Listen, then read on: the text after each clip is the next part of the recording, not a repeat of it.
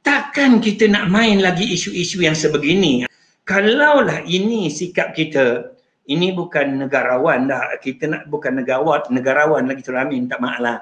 Ya, ini cendawan namanya. Saya minta maaf lah.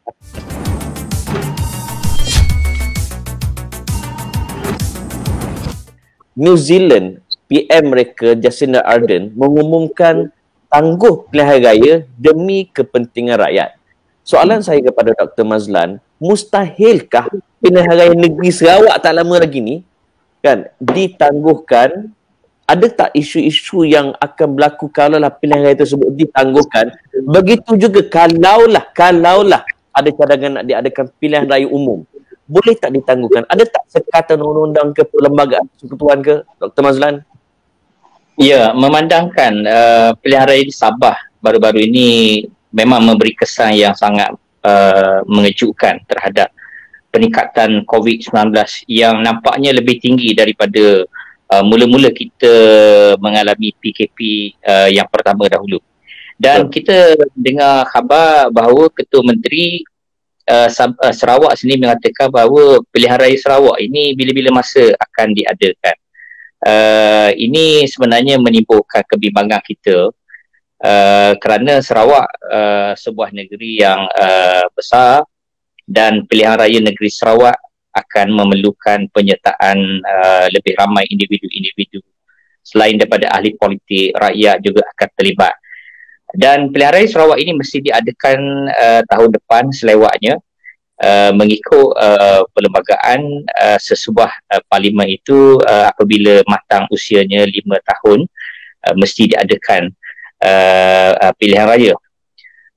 Adakah kemungkinan pilihan raya ini boleh ditangguhkan di atas sebab-sebab kecemasan yang dihadapi oleh negara ini? Saya berpendapat bahawa boleh dilakukan kerana undang-undang ini boleh sahaja dipinda sekiranya sekumpulan ahli-ahli parlimen penggubah undang-undang di parlimen ini mereka mempunyai kata sepakat.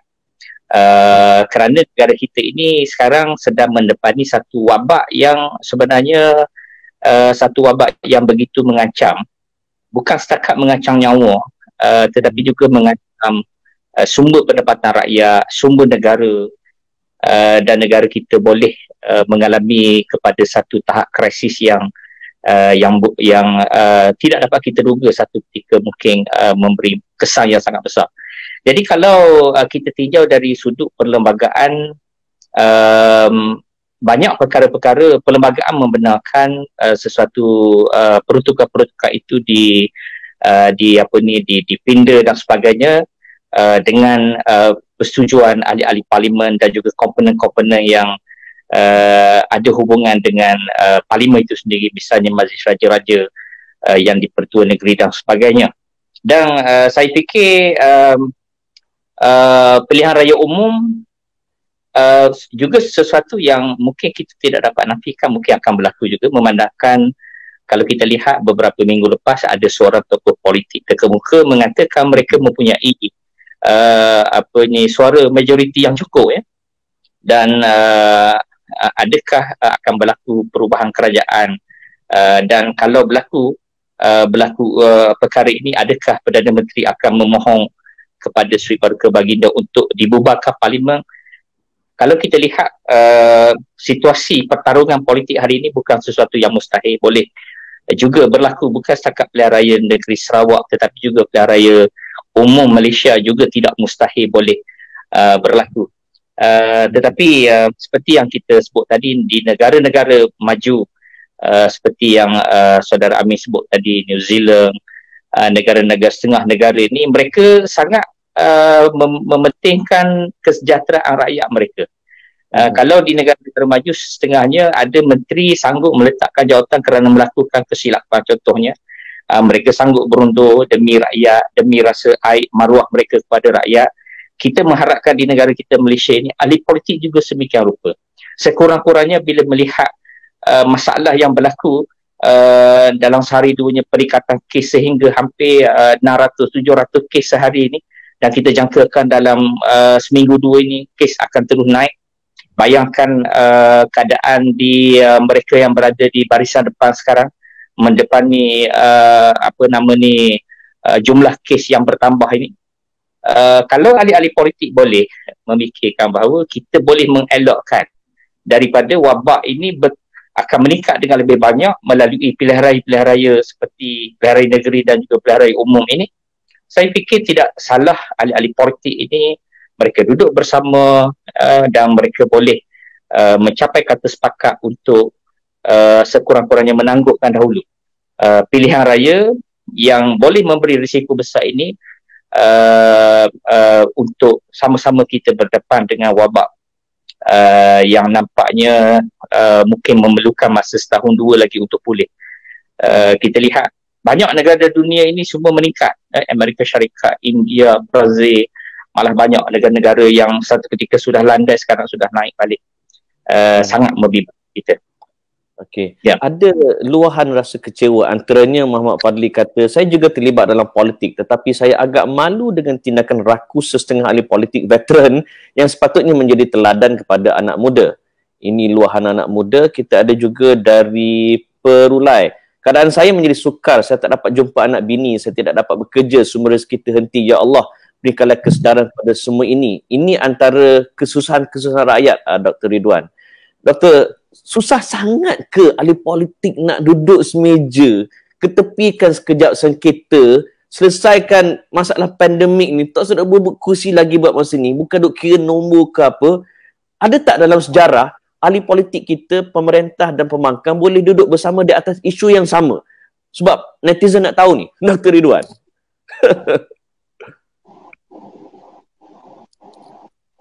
Ni kita tanya susah sangat ke? Tidak.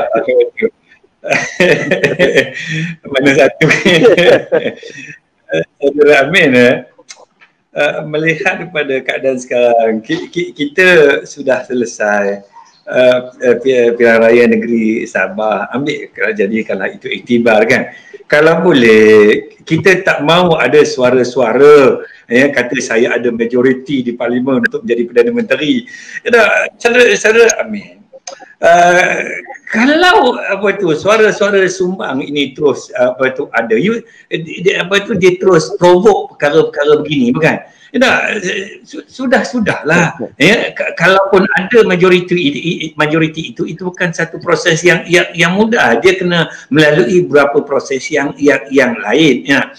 Cuba boleh tak sekarang ini cuba silentkan, cuba jangan timbulkan isu itu lagi. Ada majoriti di parlimen ke tak ada dan sebagainya. Hari ini negara kita sudah ada pemimpinnya, kerajaan sudah ada dan sebagainya.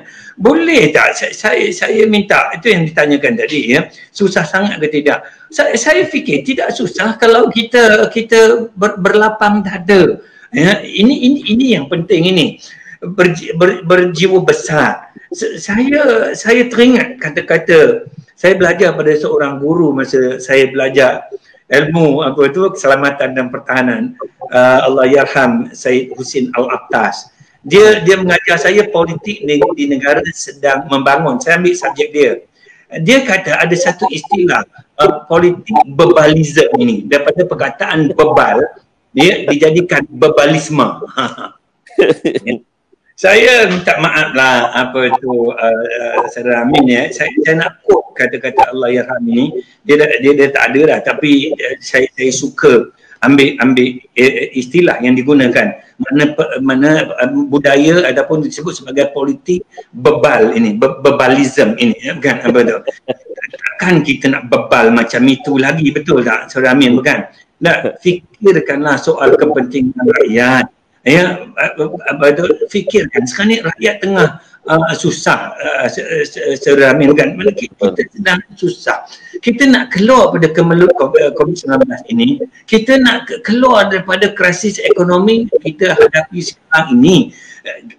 Saya minta pemimpin yang berjiwa besar ini cuba lupakan sedikitlah belakang, kita terima sedia adanya. Saya tidak suka ambil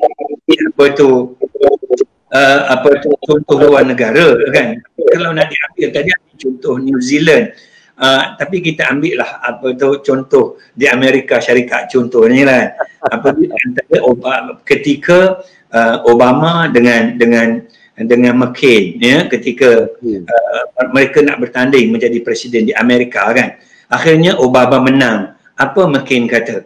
Dia kata, aku akan ikut kamu selagi kamu berada di neraca yang betul dan benar. Maknanya begitulah, ya, Sir Amin, ya. Saya nak ambil contoh ini. Hari ini kita sudah ada kerajaan, ada pemimpinnya dan sebagainya, bukan? Kalau benar-benar kita nak keluar daripada kemelut ini, tak boleh ke? Itu yang kata susah sangat ke? Kita lupakan hari ini nak berebut-rebut jawatan menjadi Perdana Menteri. Saya hairanlah kata-kata Machiavelli the Prince hari ini seolah-olah menjadi realiti. Ratusan tahun dia bercakap dan benda ini pun tak sesuai dengan budaya masyarakat kita dan sebagainya. Kita masih lagi berebut, timbul lagi kata-kata saya ada majoriti di parlimen dan sebagainya. Takkan kita nak main lagi isu-isu yang sebegini, Saudara Amin, ya. Kalaulah ini sikap kita, ini bukan negarawan dah, kita nak bukan negarawan lagi, Saudara Amin, minta maaf lah. Ya, ini cendawan namanya, saya minta maaf lah.